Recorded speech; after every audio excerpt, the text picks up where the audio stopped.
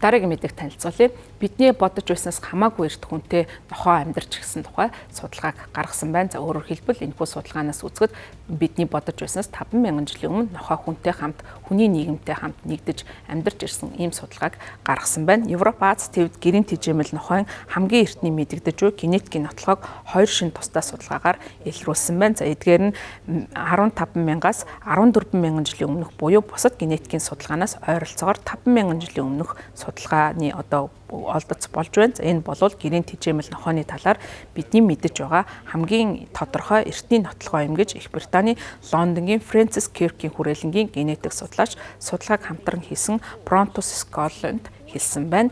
Аль нь Nature сэтгүүл хэвлэгдсэн тухайн судалгаануудад 200 гаруй нохой чоны үлдэгдлийн ДНК-г болов шинжилсэн байна. За эдгээр нь Туркийн төв хэсэгт болох Пренапаши болон Английн өмнөд хэсэгт орших Гофийн агуу зэрэг Европ болон Азаас олдсон нохооны үлдэгдлүүд байсан байна. За олдуурууд нь нохооны гарал үүслийн түүх болон хүнтэй амьдарч гисэн түүхийн талаар илрүү тодорхой ойлголтыг өгч байгаа.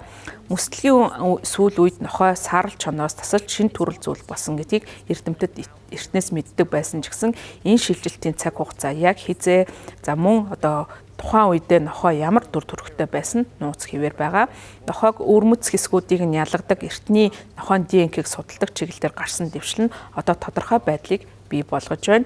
Турк улсын нутгаас олдсон үлдэгдлийн химийн шинжилгээгээр эртний ноход загас иддэг байсан тогтоогдсон. За энэ нь бол ойр байсан хүмүүстэйгээ адилхан хоол иддэг байсныг нь харуулж байгаа. Хүн нохой хооронд үргэлж өвөрмөц холбоо байсан гэдгийг илүү тод баталгаж өгж байгаа ийм судалгаа болж байгаа юм. Английн Гофийн агуугаас судлаачид өгснийхэн дараа сайтар боловсруулсан нохооны эрүүний ясыг олсон байна. Зүссэн уул мөрөн нохойг ядалсан байж болохыг харуулж байгаа боловч үлдэгдлийг тухайн газарт хүний биетэй төстэй аргаар боловсруулсан. За ясыг нь мөн боловсруулж байрлуулсан байна.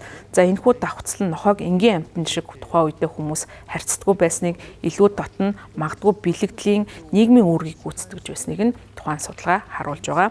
Нохой сүүлийн 1600 жилийн турш хүний нийгэмтэй хамт байсан хүн төрөлхтний хамгийн эртний найз нөхөр ирээдүйд ч гэсэн найз нөхд нь байх болно гэж Мюнхний Людвиг Максимилианы их сургуулийн судлаач тухайн судалгаанд оролцсон судлаач болох Лачи Красбург мэдгдсэн байна.